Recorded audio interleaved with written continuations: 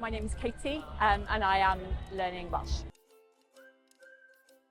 Well, I think that I've always wanted to learn Welsh. I grew up in Wales and I did do a little bit of Welsh in school and kind of got Welsh GCSE and things like that.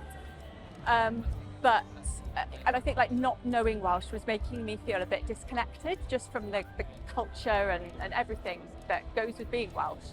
I think what motivated me in the beginning to learn again, to pick it up again as an adult, was actually going to the Wales games. So I like the football, and I just remember being at the World Cup qualifiers and seeing like David Iwan with like tears. He had tears in his eyes while the whole of the stadium was singing like, dysgu Cymraeg and byw.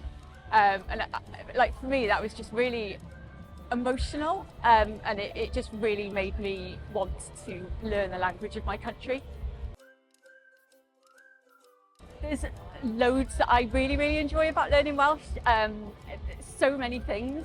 I think one of the things that I really enjoy, it's been all of the quirks of the Welsh language, and I think that a lot of learners, I think especially at the beginning, like you're made to feel that you need to be frightened of the variations in different places and of sort of treigladae, sort of mutations and things.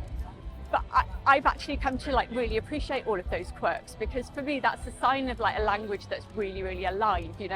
I mean, there are areas in the United States where you can travel 100 miles and people will have the same accent and be using the same vocabulary. When I moved from Merthyr to Pontypridd, people spoke a different kind of Welsh in a different accent. I think that's amazing. And then the other thing is just it's being able to use the language with people. I think I haven't really appreciated how there are many people in Wales who Welsh is their language, and they were brought up speaking Welsh. They come from Welsh speaking homes. They feel less comfortable and confident in talking in English. So I think being able to connect with those people in their language, it's just been a really good feeling. This is the stuff that put me off learning Welsh for years, and it's why I didn't pick it up again until sort of 2 years ago, because I was kind of focusing on the wrong things and I was worried about speaking Welsh that wasn't perfect. So I think the biggest thing is to start, for me, in my opinion, to start with speaking. I try and think of it as how you learnt English when you were a child. You didn't learn English as a child by reading sort of grammatical textbooks or anything like that. You learn it by using it constantly, by making mistakes, by listening to it, by being immersed in it.